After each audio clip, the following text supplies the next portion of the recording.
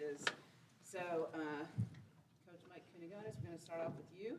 Just give us a little updates. We got some exciting things happening out at the new facility there. Yeah, we're super excited about opening up this weekend on our new field, Walton Janice Owens Park. It's been a long time coming. We've had a lot of people working extremely hard to make this dream come to fruition. NIU baseball has been really working hard for a number of years to update its facilities, and we're lucky enough to have an administration that backs us and has been really invested in baseball and making sure that our student athletes have, the best of the best. And when anybody comes out to our field from here on out, they're going to see a brand new turf infield, brand new turf and renovated bullpen area, cage area. Can't talk enough about how excited we are for this new field.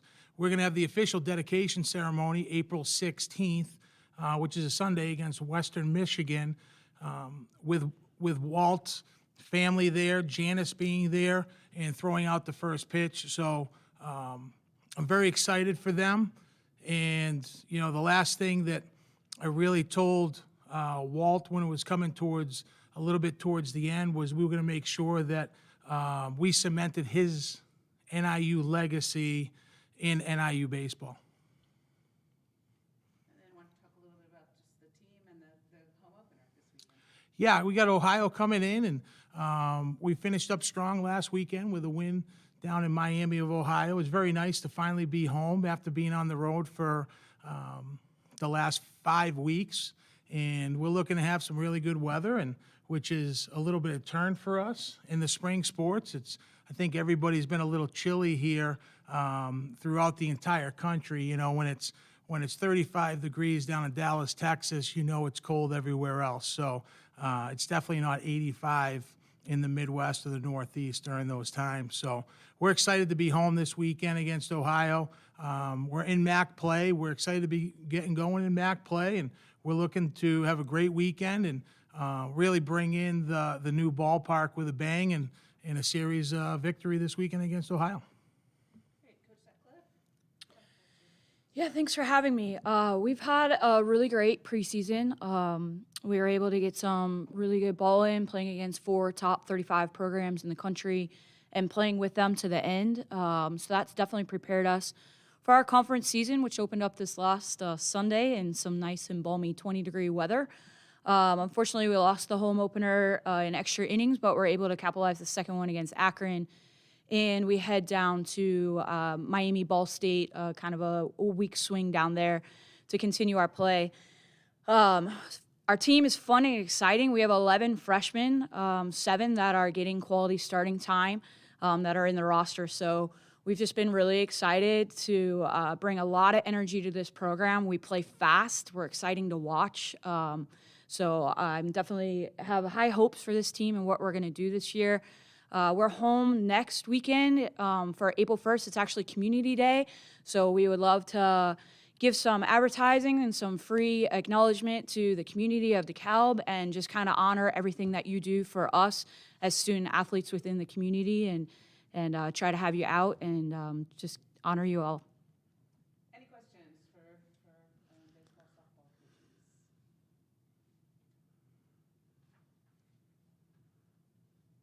Coaches, both of you, I'm just curious, how do you go about living out of a bus for 5 weeks and get any continuity?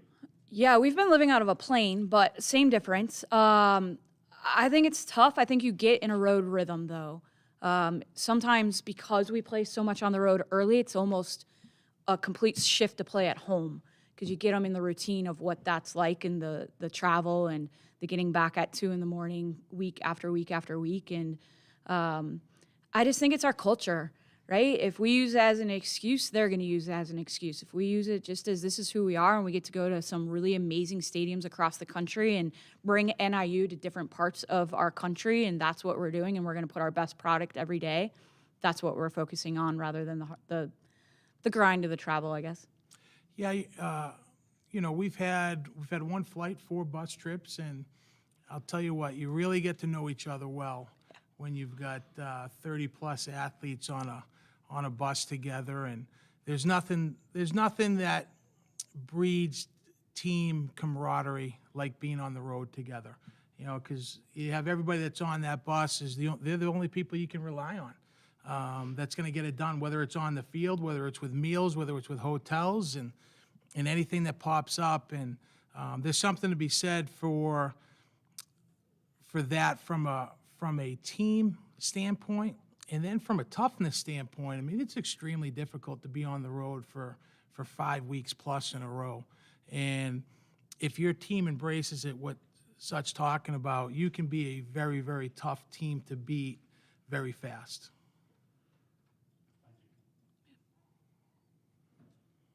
All right, if there's nothing else for our baseball and softball contingent, we'll do a little shift change here.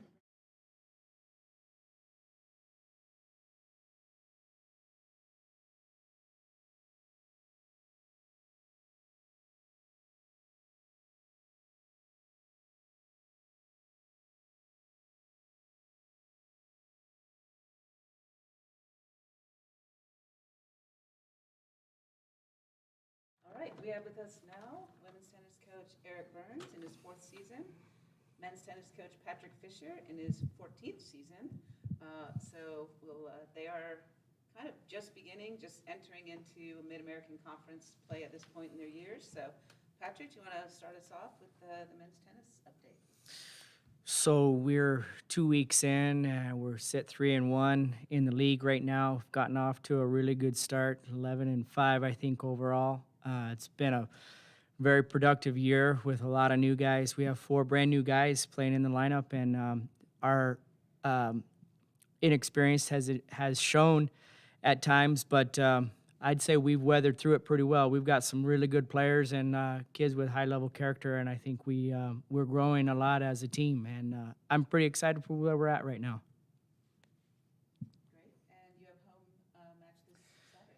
Yeah, so we have Western Michigan. I would say the last 10 years it's been NIU, Western Michigan. Western Michigan's been really good. They've been the class of the league so far. We've been the team that's been trying to catch them, and so we're excited about this opportunity and this chance this weekend. It's a big match. This time of year it's fun to be playing in important matches. This is going to be a real big one for us. Awesome. Coach Burns, you're also at home this weekend. Yeah, we've got some big matches coming up this weekend. One on Friday with Buffalo, who's definitely a top 4 team in the league, or actually Toledo on Friday, and that's a team I believe can probably win the league. They were runner-up last year, and then Buffalo on Sunday. So definitely some tough matches for us. We're off to a 10-8 start. It's been up and down, to be honest. We've had a top player kind of in and out of the lineup with some injuries. That hasn't helped our cause. We are a little bit young, but we like to think that's a good thing. To have a young team and kind of work through this. It should only make us better in the end. And in an individual sport, you're taking a top player out of the lineup. You're having to move everyone up in the lineup. That's tough to do, but it should make us better down the road. People playing up a spot and having to really work on elevating their game. So it's not like the team sports where next person up and someone just kind of gets in. Well, when you do it in tennis, you've got to move everyone up a spot, and they've got to elevate their games. So our girls are doing the best they can of doing that. They got off to a good start with a win against Bowling Green on the road this weekend. So we're 1-0 in the league, and I like to say that we're in a 4-way tie for first right now. First time in a while we've won that first match in the MAC. So we're excited about that, and hoping we can get everyone back in the lineup and see what we can do the rest of the way. And just talk about the impact of the Nelson Tennis Center, which opened last year, the ability to have 4 indoor courts and, to play MAC matches there. Yeah, it's a game changer for both of our programs. I mean, to take out of the equation of having to rent a van and drive an hour up to Rockford to play home matches that really aren't home matches. You have like one person there watching, and then to be able to bring it right here on campus and play and actually get crowds. And our kids, their friends and family can come much easier and see them play. And then the facility's just awesome. It's just a really neat setup there in Chick Evans.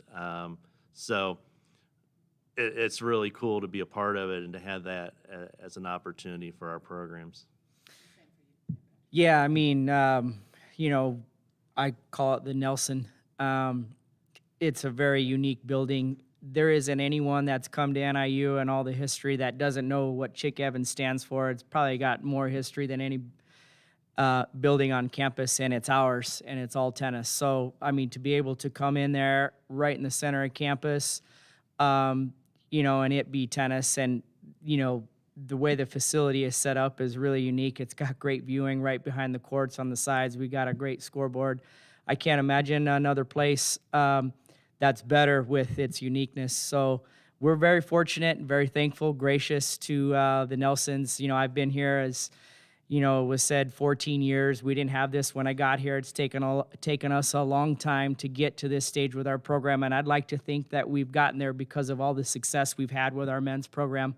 And it's only going to help us sustain and help us get to another level. And you know, it's been really great for our kids and stuff. And as Eric said, makes it a lot easier for us to be able to be on campus. And we're just very thankful to have something like this here at NIU. Any other questions for our tennis coaches today? Coach Fisher, you won the doubles point in 13 of your 16 matches. Can you just talk about how important that is to your success to get that first point on the board so often? Yeah, well, you know, we have 4 losses, and in those 4 losses, I believe we've won the doubles point of those 4 or 5. So it's really important. I think that, you know, we've been playing some good doubles this year. Unfortunately, I wish we could have taken advantage on some of those, because I think we'd have 3 or 4 more victories, and we'd probably be ranked top 50 in the country as a team. But it's part of the learning curve. As I said, you know, our freshmen have put us in a position to win us the doubles point and the singles. Unfortunately, we've had some growing pains, but, you know, we've been winning more than losing. And so, you know, we're continue to get better. And, you know, doubles is, you know, very important. And hopefully we continue to, you know, win that point, because it obviously puts us in a better position going into singles. Any other questions for our tennis coaches? Gentlemen, thank you very much for being here. Appreciate you, and good best of luck this weekend.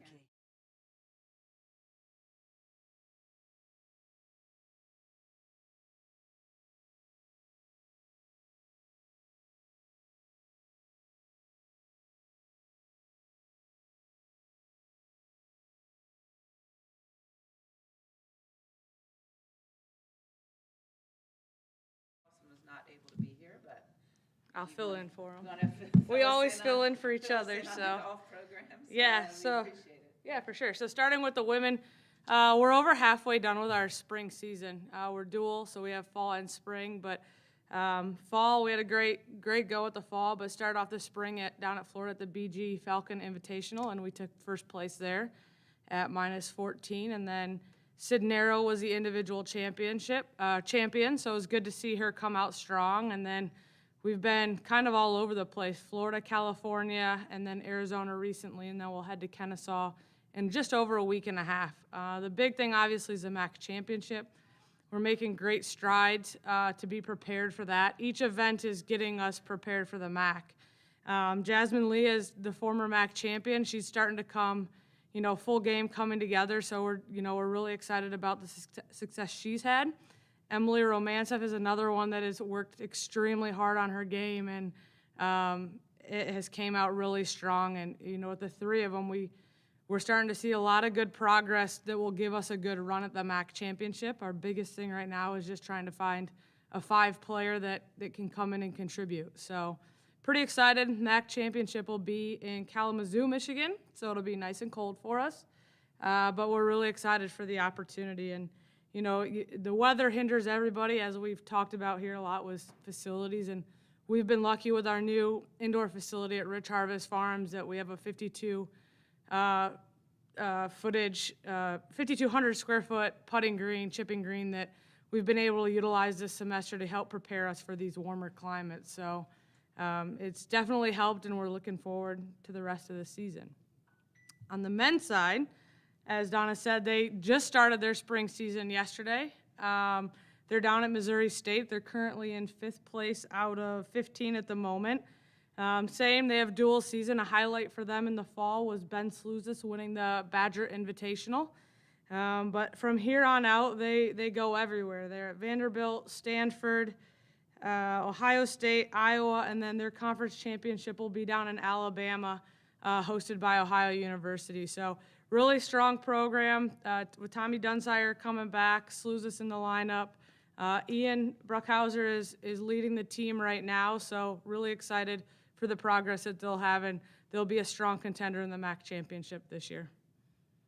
And Kim, we've been right up there, starting to challenge Kent State. Obviously, they have one of the longest conference championship streaks in any sport in the country in women's golf. So what's the progress of, getting over that hump?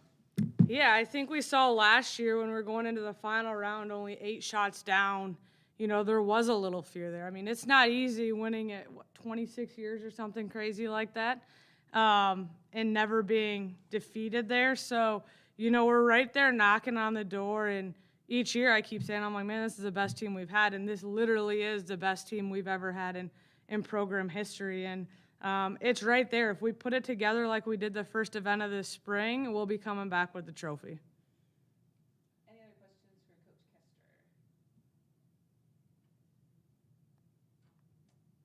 All right, Coach, appreciate the update on both the men's Thank and you. women's programs.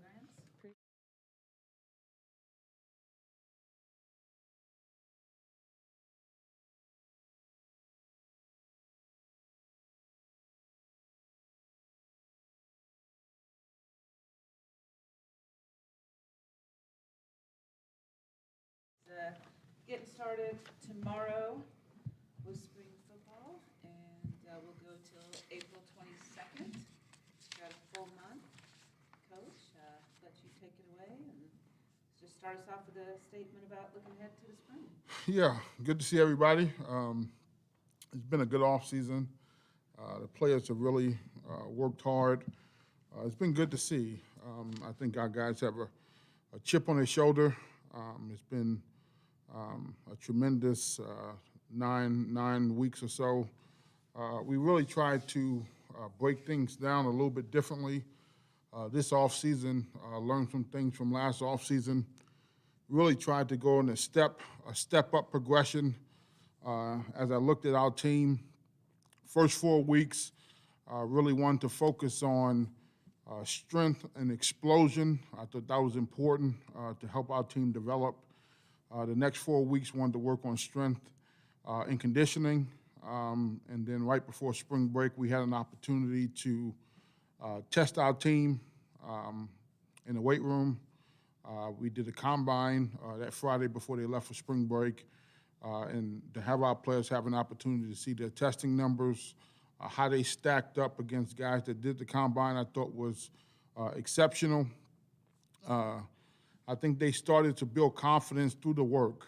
Our strength staff has done a phenomenal job this offseason, laying out a plan of how to get these guys bigger, faster, stronger as a team. Now it's our job for the next 34 days to allow these guys to get in position to execute better as a team. One thing I showed them when we got back, I had a video clips of last season. I think some things that get lost in the season when you just look at the record, you forget what happened in individual games. And one thing I showed our team, there were 6 games that we played last year where we had the lead or was tied. You look at the Tulsa game, you look at the Vandy game, you look at Kentucky, you look at Ball State, you look at Ohio, you look at Miami of Ohio. All those games we were either tied or had the lead. And then you say, what happened? What was the breakdown? And we have to execute better. And that's one thing that we have been focused on throughout this offseason. How can we execute better? How can we perform better in critical situations as a football team to get back to where we want to be. Got a bunch of new players, 10 new players this offseason. These guys have jumped right into our program, embraced the hard way, embraced the way we've attacked the offseason. Excited to watch these guys compete. The way I talked to our team on Sunday, I said, it's like school. Sometimes when you have class, you have homework assignments, you have in-class participation. They don't count as much as tests. I said spring ball are the tests. We have 15 open book practices where you have an opportunity to put your best foot forward. And so this gives us an opportunity to evaluate our football team, to see the progress that we've made. We got 3 new coaches on staff. I've been happy with what these guys have done, getting these guys prepared. These last 2 days, we've had phenomenal walkthroughs with our players, and I'm excited to get on the practice field tomorrow and see how we can execute with day 1 of practice.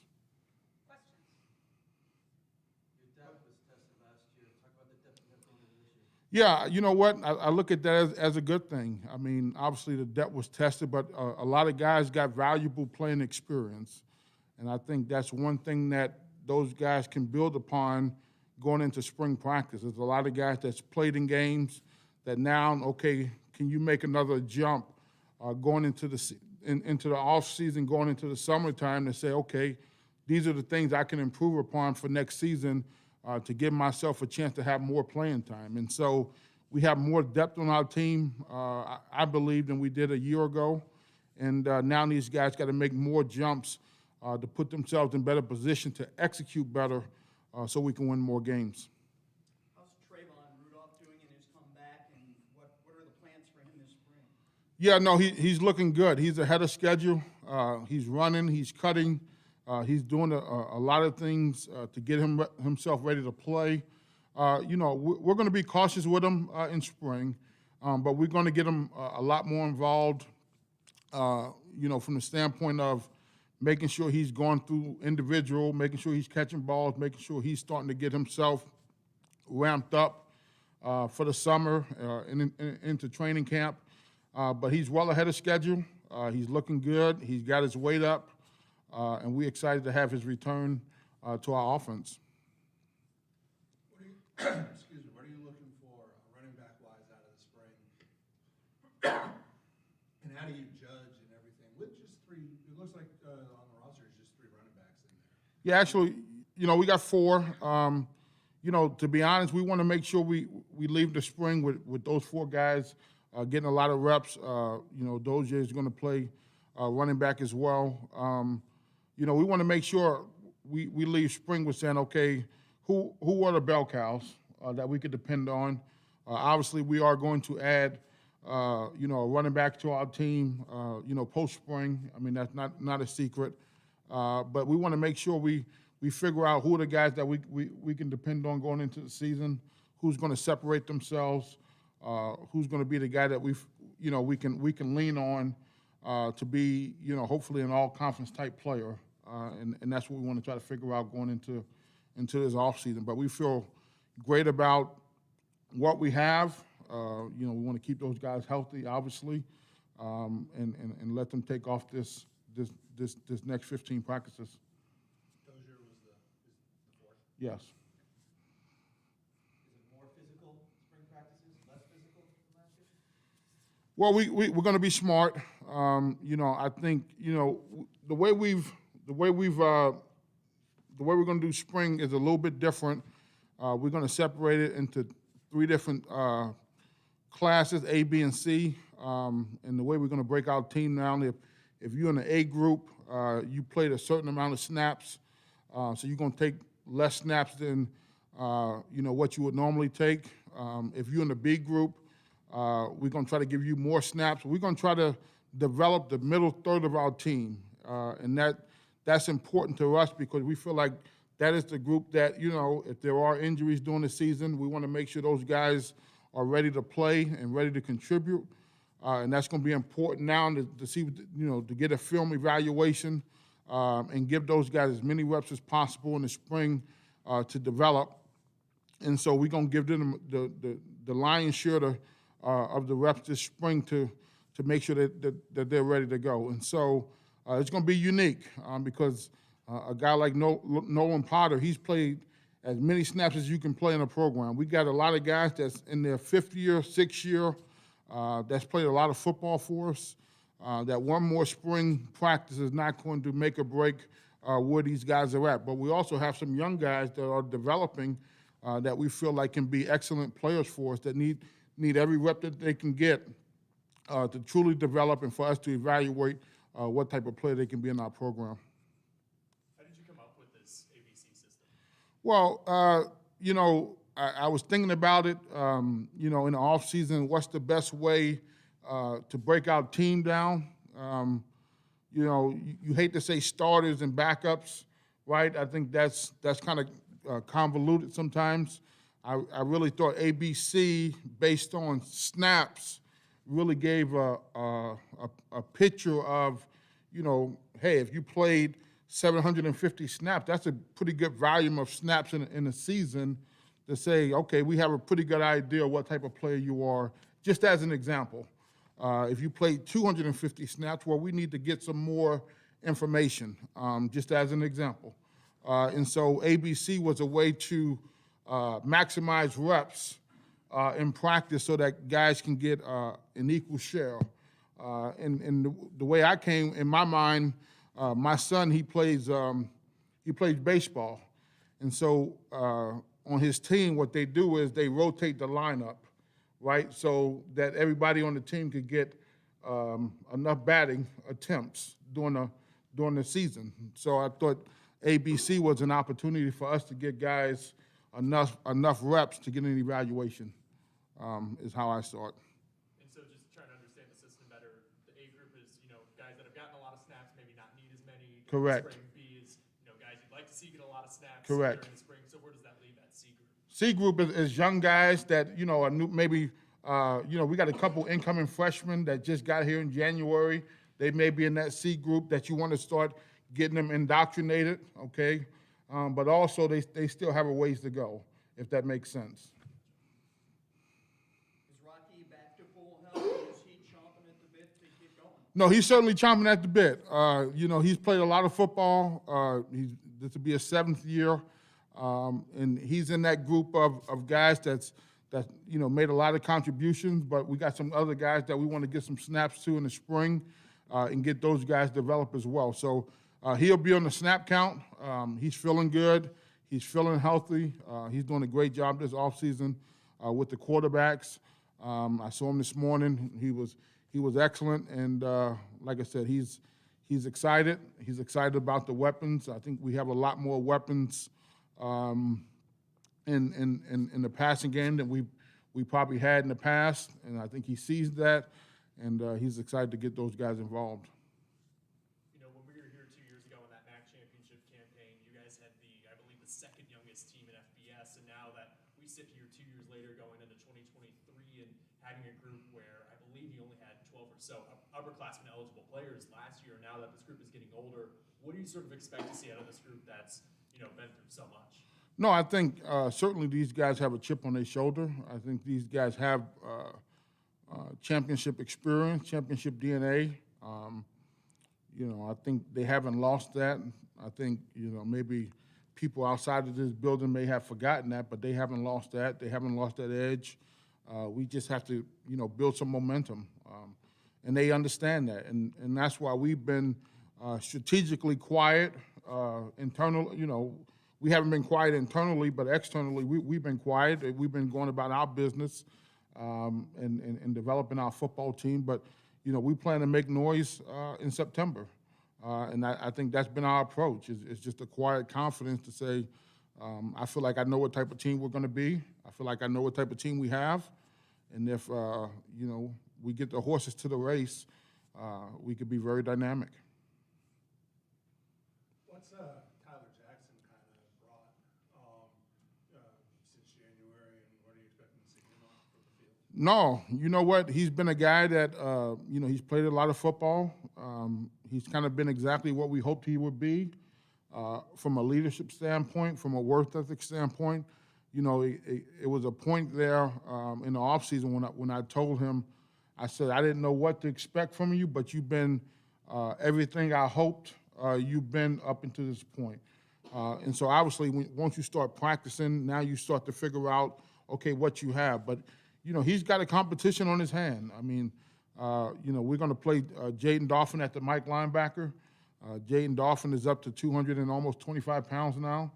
He's really developed himself. He has an edge about him, and he's been consistent.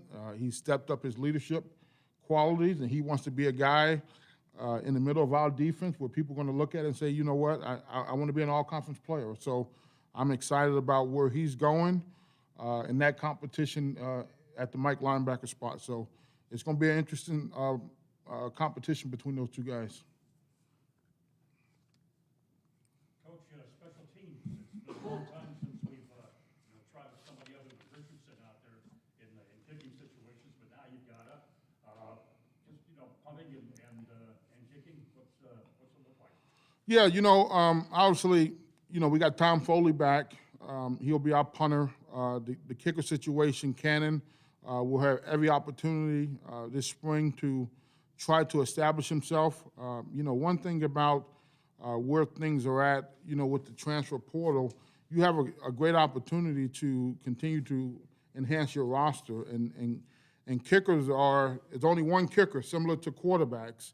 And those guys are always looking for a home. Actually, I have to ask Donna about a young man because I think her nephew coached him. So, but they are always looking. So we have a lot of options, in that department. So we're going to give the two young men a great opportunity this spring to establish themselves.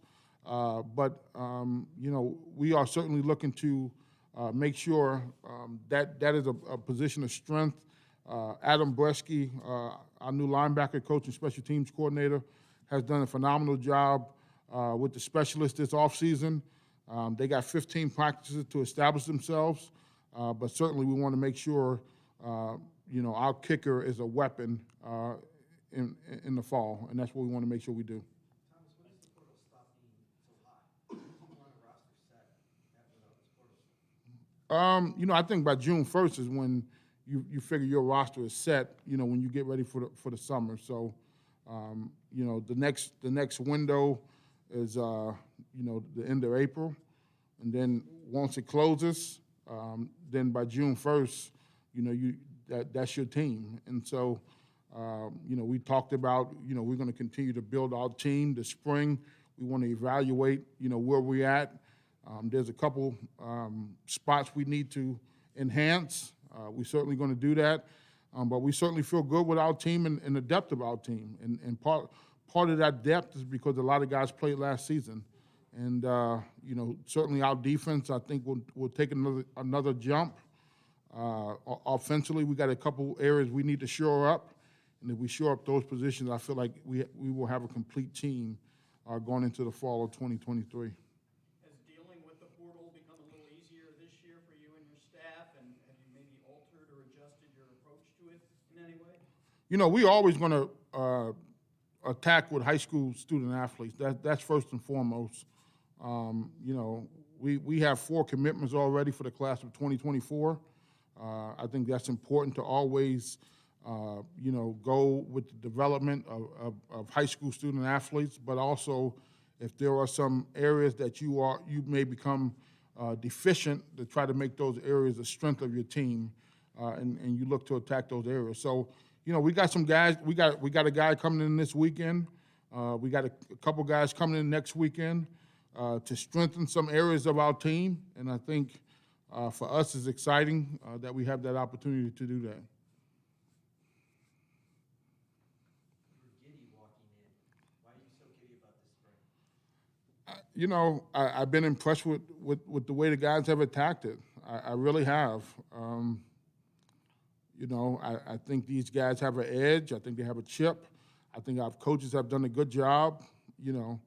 I just got to temper myself for the next 4 or 5 months till we go out there and play. Because obviously nothing matters right now. You don't win a game right now. You don't win a game over the next 34 days. And so we've changed, some things from the spring.